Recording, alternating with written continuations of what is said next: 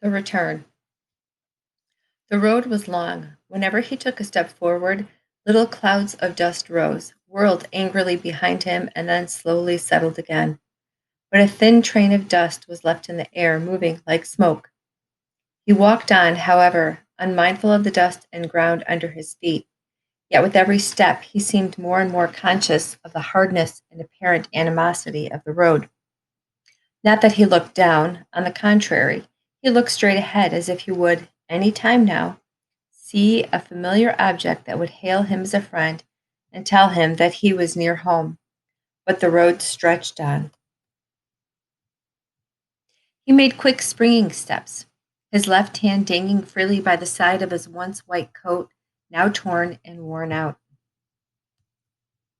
His right hand, bent at the elbow, held onto a string tied to a small bundle on his slightly drooping back. The bundle, well wrapped with a cotton cloth that had once been printed with red flowers, now faded out, swung from side to side in harmony with the rhythm of his steps.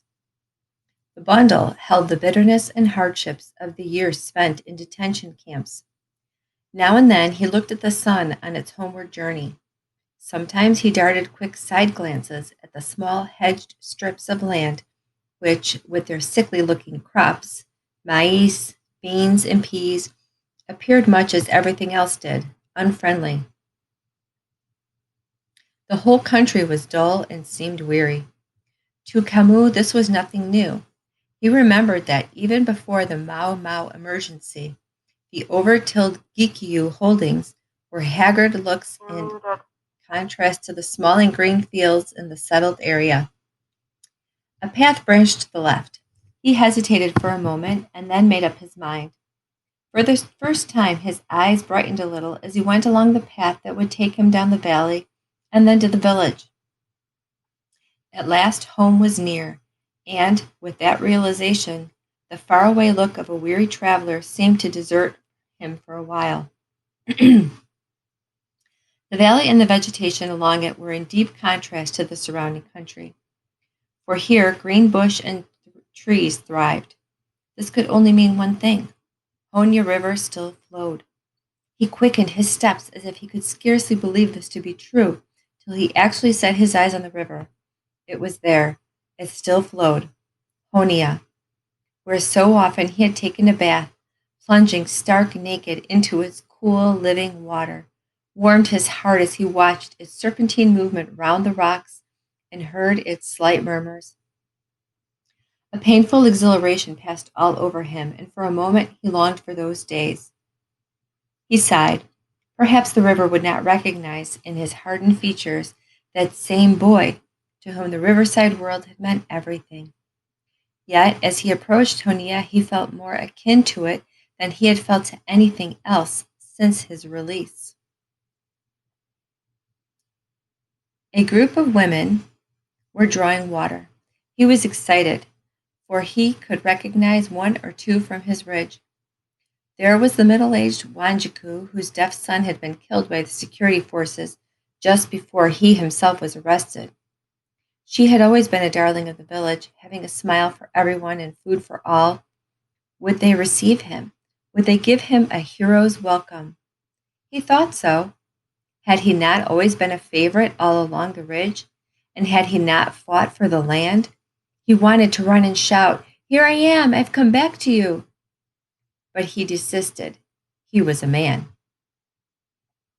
"Is it well with you?" A few voices responded. The other women, with tired and worn features, looked at him mutely, as if his greeting was of no consequence. Why had he been so long in the camp? His spirits were damped as he feebly asked, "Do you not remember me?" Again they looked at him. They stared at him with cold, hard looks. Like everything else, they seemed to be deliberately refusing to know or own him. It was Wanjiku who at last recognized him, but there was neither warmth nor enthusiasm in her voice as she said, "Oh, is it you, Camus? We thought you—" She did not continue. Only now he noticed something else. Surprise? Fear? He could not tell. He saw their quick glances dart at him, and he knew for certain that a secret from which he was excluded bound them together. Perhaps I am no longer one of them, he bitterly reflected. But they told him of the new village. The old village of scattered huts spread thinly over the ridge was no more. He left them, feeling embittered and cheated. The old village had not even waited for him, and suddenly he felt a strong nostalgia for his old home, friends, and surroundings. He thought of his father, mother, and he dared not think about her. But for all that, Muthoni, just as she had been in the old days, came back in his mind. His heart beat faster. He felt desire and a warmth thrilled with him. He quickened his step. He forgot the village women as he remembered his wife. He had stayed with her for a mere 2 weeks. Then he had been swept away by the colonial forces. Like many others, he had been hurriedly screened and then taken to detention without a trial. And all that time he had thought of nothing but the village and this beautiful woman.